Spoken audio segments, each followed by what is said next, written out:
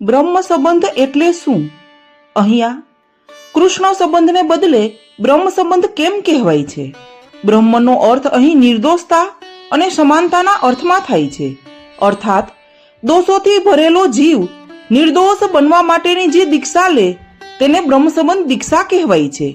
આ દીક્ષા લીધા પછી જીવ નિર્દોષ થતા સેવા માટે અધિકારી બને છે અને તે સેવા તેના જીવનનું કર્તવ્ય બને છે.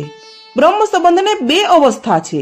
પૂર્વ દીક્ષા, નામ નિવેદન દીક્ષા, જેમાં જીવને 40 દિવસ પછી શ્રી કૃષ્ણ શરણમ મમ મંત્ર દ્વારા ગુરુદેવ એટલે કે વલ્લભકુળ આચાર્ય દ્વારા તેને આ મંત્ર દ્વારા નામ પમાડ્યું તેવું કહેવામાં આવે છે. ત્યારબાદ જીવ બોલતા સમજતો થાય પછી તેને આત્મનિવેદન મંત્ર દ્વારા લાયક બનાવાય છે.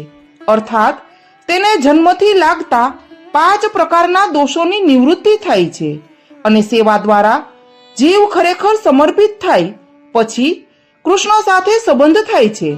બ્રહ્મ સંબંધ માત્ર 84 શબ્દોનો બનેલો છે. તે સ્વયં પ્રભુ ઠાકોરજીએ મહાપ્રભુને પોતાના મુખારવિંદથી આજ્ઞા કરેલ છે, જે ગદ્ય મંત્ર તરીકે પણ ઓળખાય છે, જેનો અનુવાદ નીચે પ્રમાણે થાય છે. ભગવાન શ્રી કૃષ્ણથી વિખૂટા પડે હજારો વર્ષોનો સમય વ્યતીત થવાથી ભગવાનની પ્રાપ્તિ માટે હૃદયમાં જે તાપ કલેશનો આનંદ થવો જોઈએ તે જેનો તિરોધાન થયો છે, એવો હું જીવ ભગવાન શ્રી કૃષ્ણને દેહ, ઇન્દ્રિયો, પ્રાણ, અંતઃકરણ, તેના ધર્મો, સ્ત્રી, ઘર, પુત્ર, કુટુંબ, આલોક અને પરલોક આત્મા સહિત સમર્પણ કરું છું. હે કૃષ્ણ, હું તમારો દાસ છું. આમ છેલ્લા 5 અક્ષર પંચાક્ષર મંત્ર છે.